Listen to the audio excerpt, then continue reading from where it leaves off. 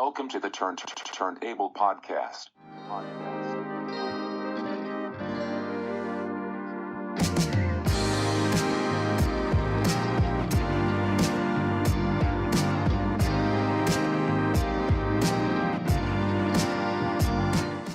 Hey everyone, and welcome to another episode of the Turnt Abel Podcast.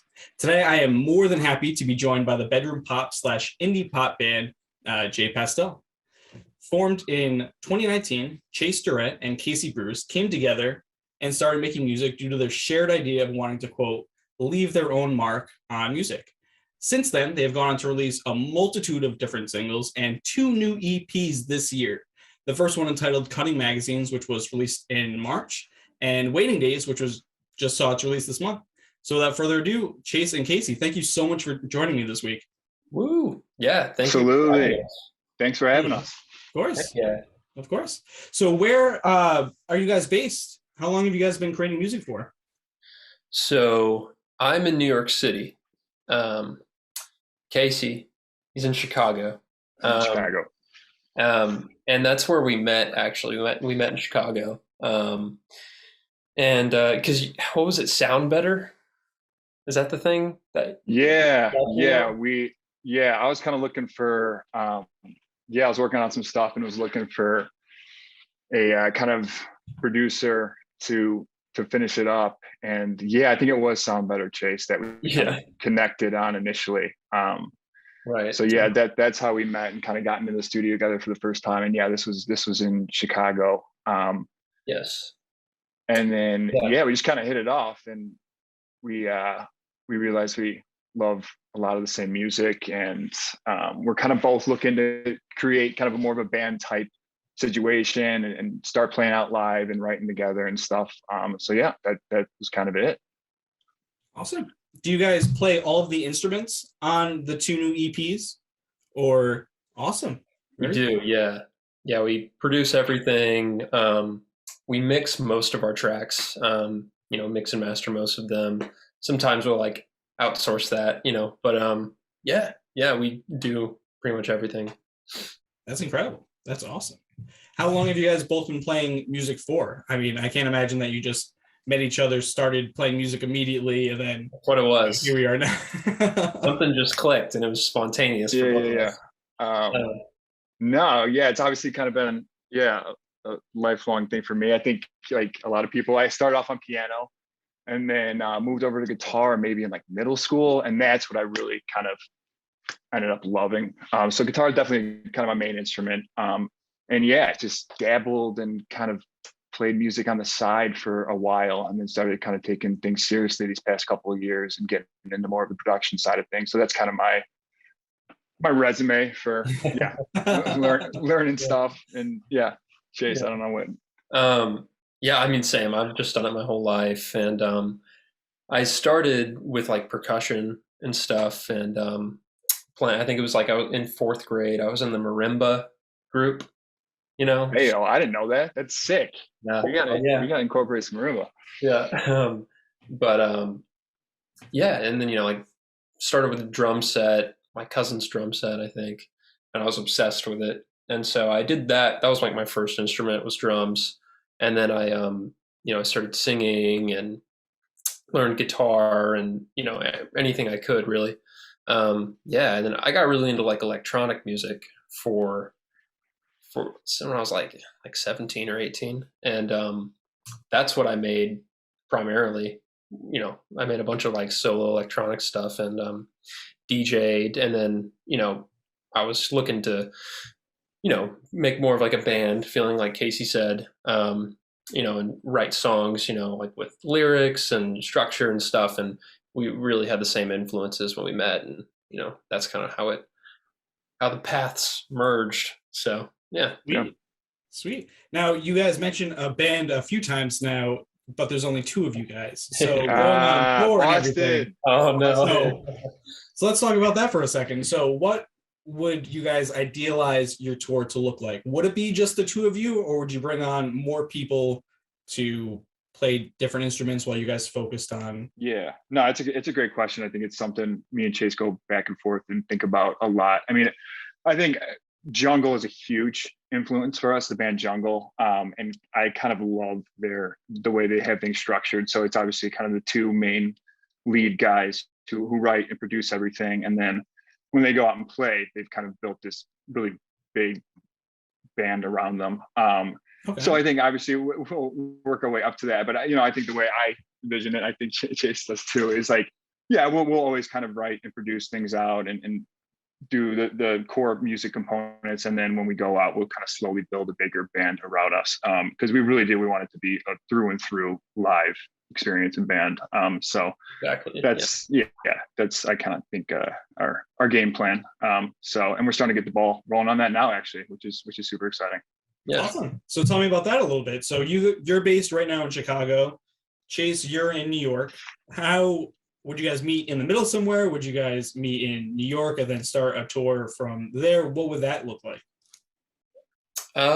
So I mean, the ball's in Casey's court on that one. But we've talked about like maybe like one of us moving to New York, maybe the other way around. Or like, I feel like with how the music world is today, you could have like a fully like touring band or a live playing band, all who live in separate cities, like Oh yeah, there's bands like that. Yeah, you take a trip, rehearse, and then take it on the road or something. So yeah, I mean, we still don't know. We're figuring out. Yeah, I think we will. I think we will reconvene at some point here, Yeah. and that's when we'll really take things seriously on the live aspect and playing out. But yeah, right now we're in a tricky situation. But yeah, like Chase said, I mean, yeah, we can make it work with certain ways in certain ways. So yeah, but we'll get there. Cool. Yeah. Oh, go ahead. No, keep going. That's fine. Oh yeah, I was gonna say no. It's definitely required a lot of creativity with how we collaborate and stuff. Just trying to do everything online, and we have like a weekly like session that we do just for writing and strategizing, all that kind of good stuff just to keep it going. It's interesting, it's yeah. So that leads me into my next question, I guess. So tell me about how you guys created these two EPs living so far away from each other. Did you do this, as you said, weekly writing session, and then also just kind of throw different instruments at each other, or what was that process like? So for the first project, I still lived in Chicago. So we made that in person, which was cool. And so I mean, it was just hanging out in each other's apartments, like recording stuff. We didn't really know how, but the first one was definitely a lot of figuring it out. And yeah, we both kind of had small just apartment studios. But yeah, that was definitely we were figuring a lot of things out with that first one. But yeah, it was nice obviously being in the same room during that first project for sure. Second one was very different. Yeah, for the second one we took a trip to Kansas City. We met in the middle. So I was in Dallas, Casey was in Chicago. We met in the middle in Kansas City. And we were there for like 4 or 5 days. Yeah. I don't remember. But we just wrote a ton, to make, that was to finish up the first one. It was both. Yeah. It was like finish the first one, but also like, start getting some demos going for the second one. Yeah. Right. Yeah. And then, for the second one, it started as like online, and then Casey took a trip here for a week, and we got a ton of writing done then.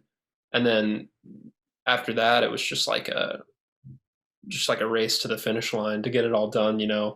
It can take so long for an EP. I mean, I'm sure it's like all the little details.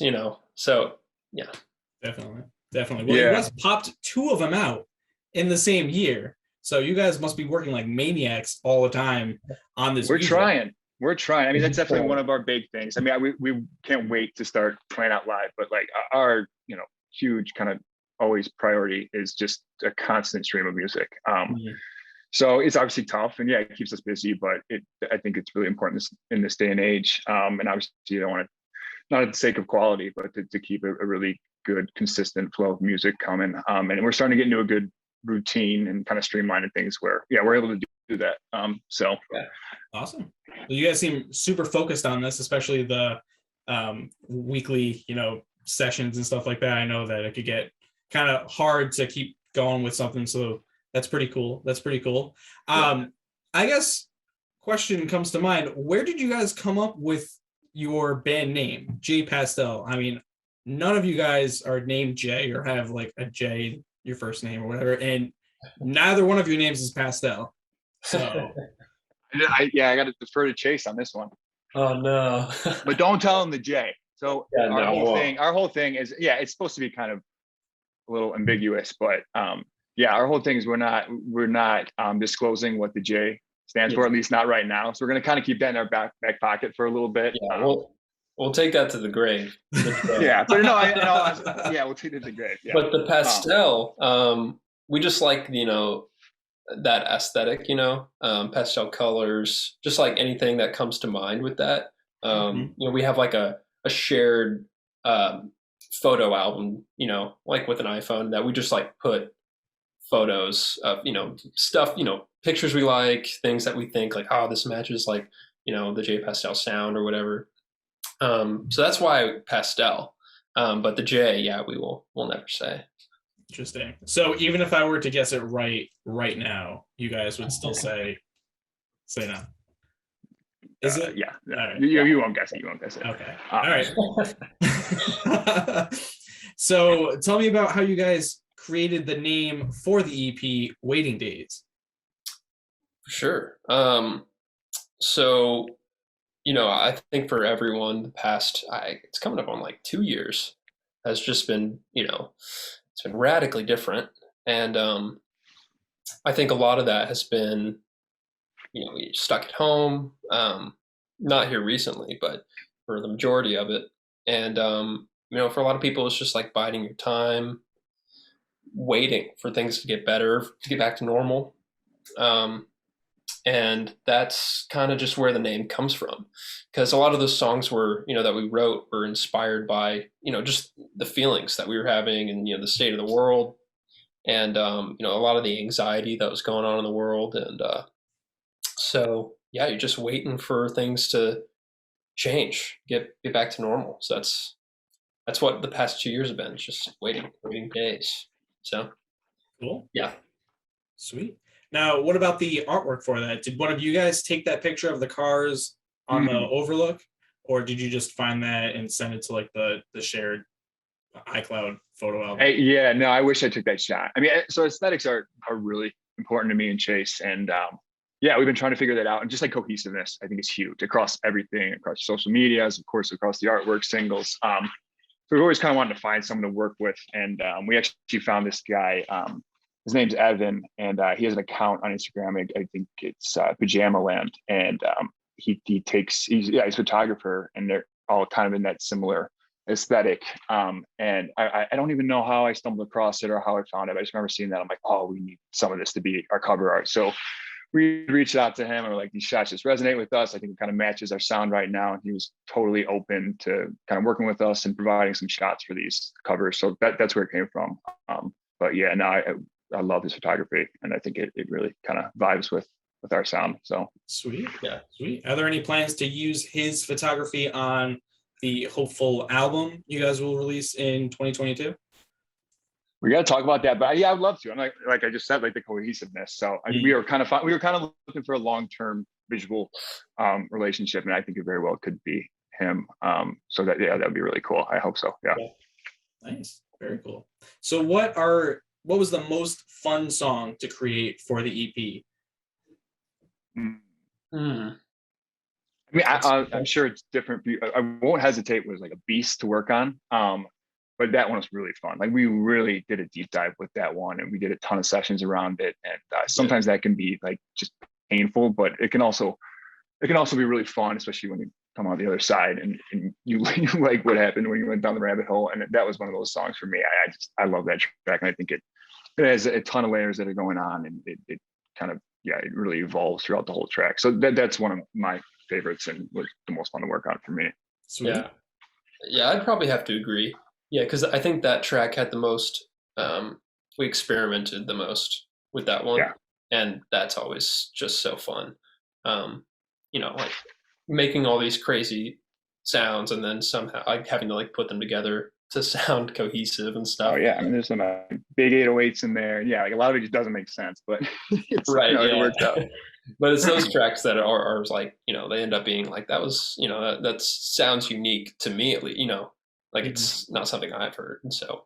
Right. And that's the main goal. That's our main goal. Yeah. It's obviously make something that, is super unique. And that's, I think the only way to really kind of break is, you gotta make a sound that no one's really heard before. And I think that song is starting to kind of scratch the surface with that.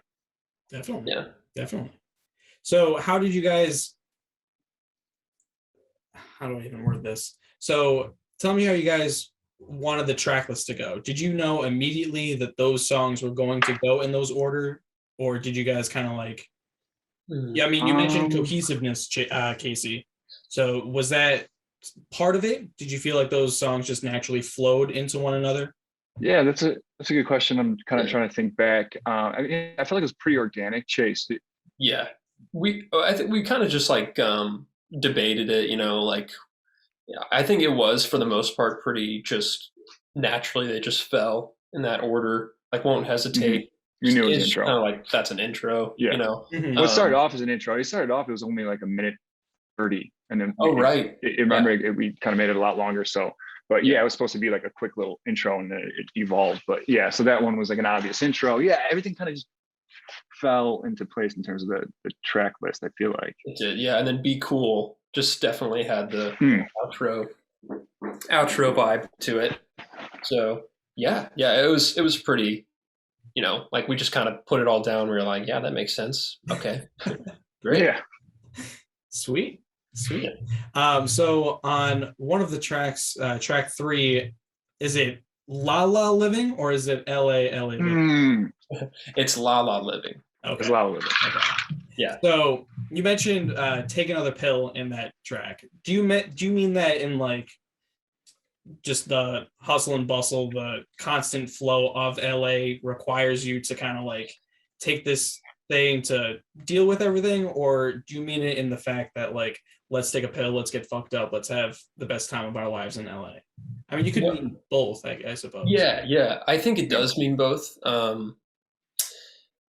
mean, because that song was, it's kind of kind of making fun of, Hollywood culture. And it's tongue in cheek for sure. Yeah, for sure. Yeah. And it's, it's talking about a bit about the excess. And so, there's like a hollowness to it that we feel like there's kind of, I'm trying to say, there's like a emptiness to the lavish kind of lifestyle, even though I think it's cool, but so that song is just poking fun at that. And so, it's definitely meaning like, let's take a pill and get messed up at this party, but it's like, let's take a pill to not feel so horrible, Right. Yeah.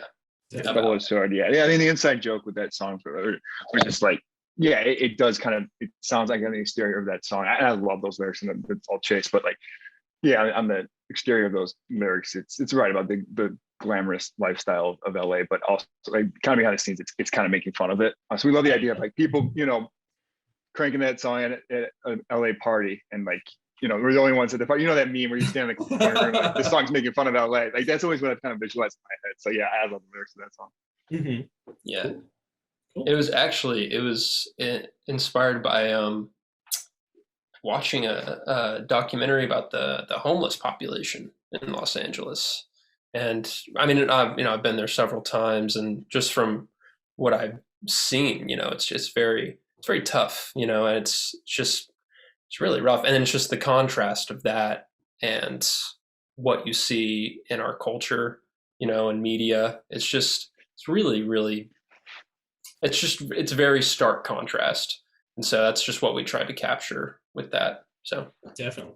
I mean, you have a very roundabout answer to the pill thing. No, that was sick. That was awesome. No, but I 100% agree. I mean, there's such a contrast between people who have so little and their entire possessions fit inside a tent, or not even that, and then you have people just on the other side of the road with these gigantic homes, and it's absolutely ridiculous. Yeah. So how do you feel like the two EPs compare to one another? Would you put the songs from either one of these on the eventual album, or do you think that these are going to kind of be kept separate?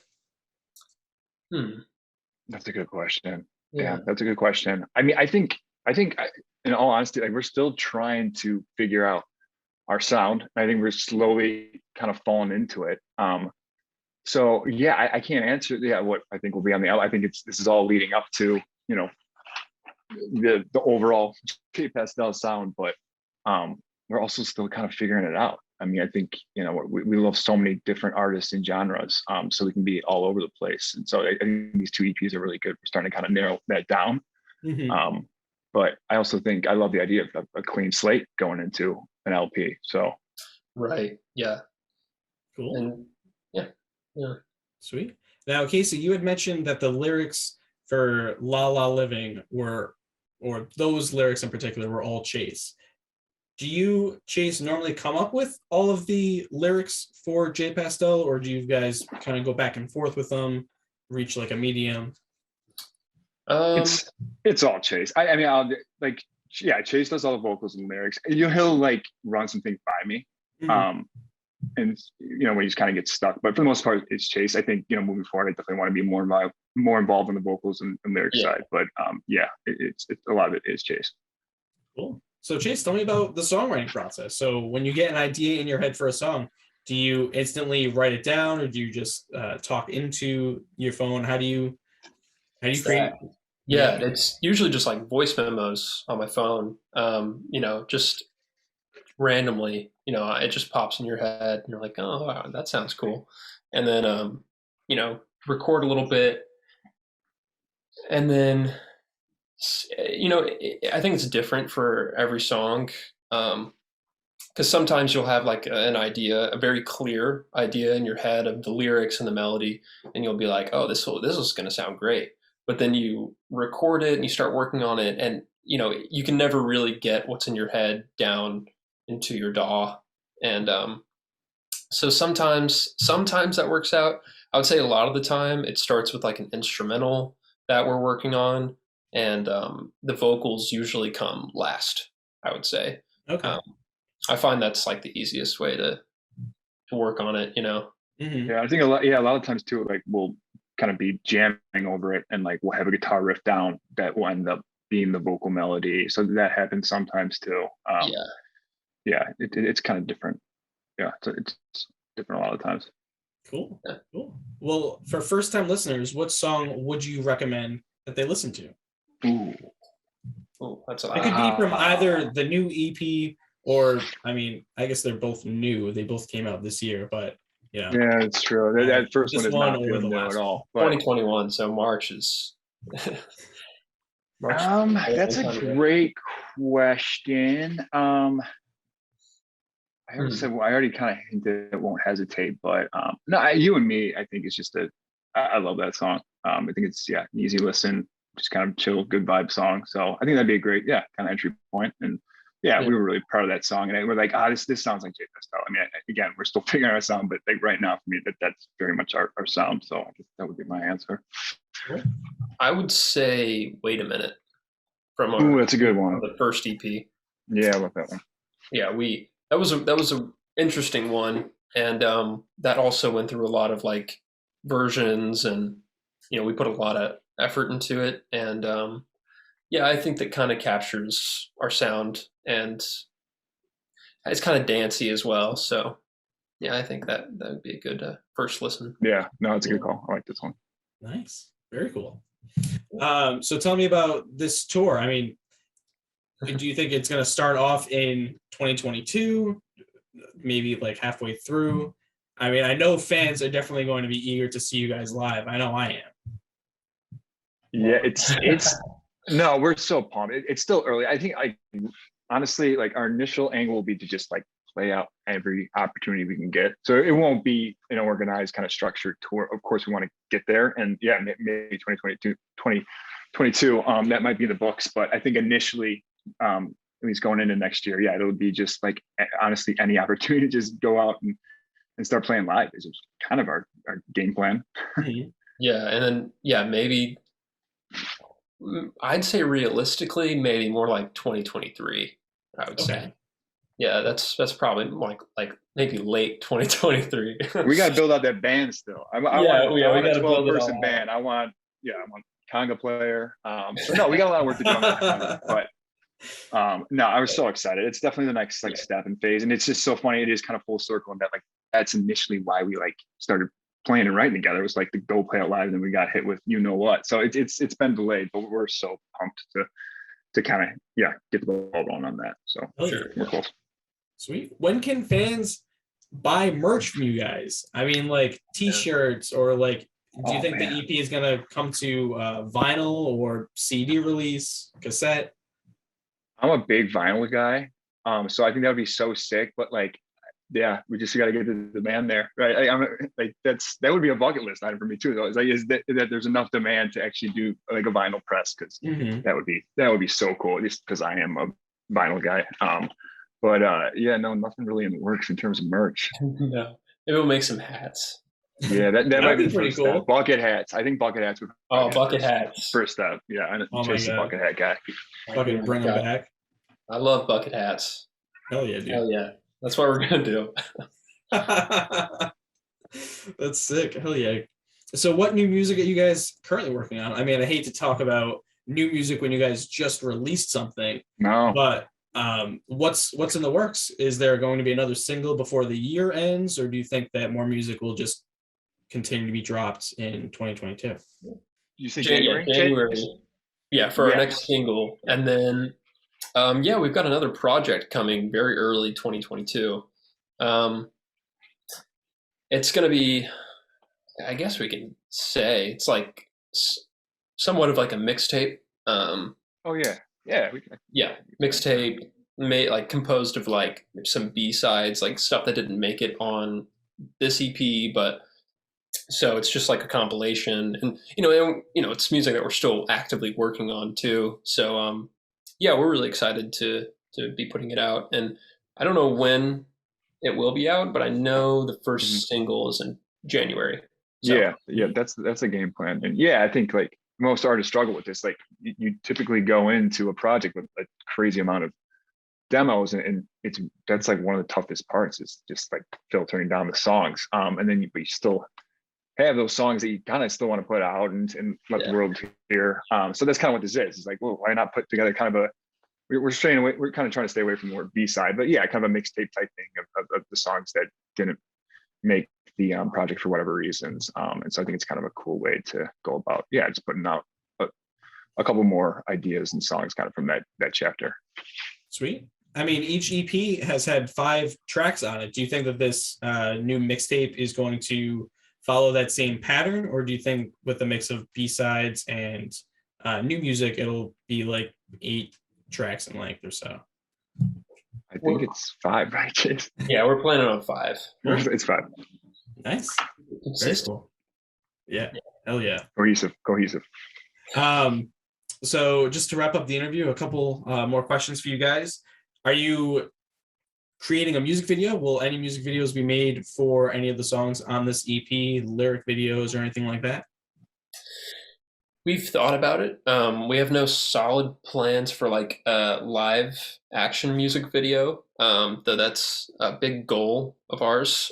Maybe by the next EP we'll have one. But for a lyric video, we could. We should. Yeah. Yeah, we probably should. No, I mean the music video thing is we really haven't focused on that at all. But of course it's a goal. And like I said, the visuals and aesthetics are really important to us. I think if we want to do it, we want to do just some generic like music video for cheap. I think we'd really want to. Right. We want to like really put the time in story and really, exactly. Which takes time. So I think always in the back of our heads we're kind of thinking of things like that. But initially it's really just all been about the music. But same thing. We'll get there. It's definitely a goal of ours. Sweet deal. Last question for you guys. What has been your favorite music to come out this year? I mean, you mentioned Jungle earlier. They just released an album, another one. True. Yeah, that album is awesome. Oh man, I always flounder at these questions because I'm listening to something different every day. I've been listening to a lot of I've listened. Yeba. Have you heard of her? I have not. Yeba? Oh, she's ridiculous. Yeah. Okay. Yebba. She put an album. She's on one of the Drake songs off his new album. So I think she kind of is like really blowing up right now. But the album she put out, I've been listening to it all day today. It's phenomenal. So that's one for me. Check out Yeba. Sweet. Nice. I have been one of my favorite artists. His name is Far Caspian, and he put out an album in October. I think it was like October 9th, 6th or something. So yeah, I've been listening to that, and then his previous EPs. He's just incredible. So yeah, his album was definitely the thing I was most excited about this year. Awesome. Sweet deal. Well, that does it. Thank you guys, Chase and Casey, for coming on the podcast this week. Everybody, if you haven't listened to their latest EP, Waiting Days, go listen to it right now. It's absolutely fantastic. And as you heard, they are working on new music, so definitely expect new music from them in the near future. Awesome. Sweet. Thanks so much. This is great. Yeah, thank you. Thanks for having us on.